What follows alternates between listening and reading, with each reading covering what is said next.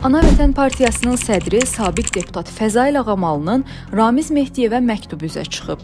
Qlobal İnfaz xəbər verir ki, 17 aprel 2018-ci ildə yazılan məktubun mətnində bunlar qeyd olunub.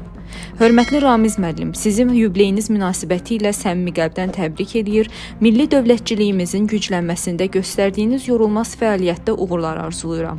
Ulu öndərimiz Heydər Əliyevin yaxın silahdaşı kimi ən çətin günlərdə dövlətçiliyimizin qorunub saxlanılması və möhkəmləndirilməsi və onun yüksək inkişaf səviyyəsinə qaldırılmasında müstəsna rol oynayan, möhtərəm cənab prezidentimiz İlham Əliyev siyasətinin həyata keçirilməsində göstərdiyiniz ciddi xidmətlər sizə ölkəmizdə böyük nüfuz qazandırmışdır. Müasir dövrümüzdə ictimai fikir tarixinə, fəlsəfi baxışlar sisteminə bəxş etdiyiniz fundamental əsərləriniz sizə həm də görkəmli tədqiqatçı kimi cəmiyyətimizdə sanballı alim statusu qazandırmışdır. Sizi bir daha yubileyiniz münasibəti ilə təbrik edir. Sizə möhkəm can sağlığı, məsuliyyətli və şərəfli işinizdə uğurlar diləyirəm.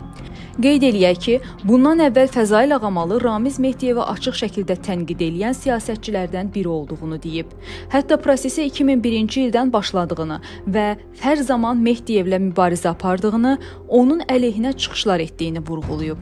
Xatırladaq ki, Prezident Administrasiyasının sabiq rəhbəri, AMİA-nın sabiq prezidenti, akademik Ramiz Mehdiyev barəsində Səbail rayon məhkəməsinin qərarı ilə 4 aylıq ev dustaqlığı qətimkan tədbiri seçilib. O, Cinayət Məcəlləsinin 274-cü, 278.1-ci, eləcə də 193.1-ci maddələri ilə ittiham olunur. Statın sonu.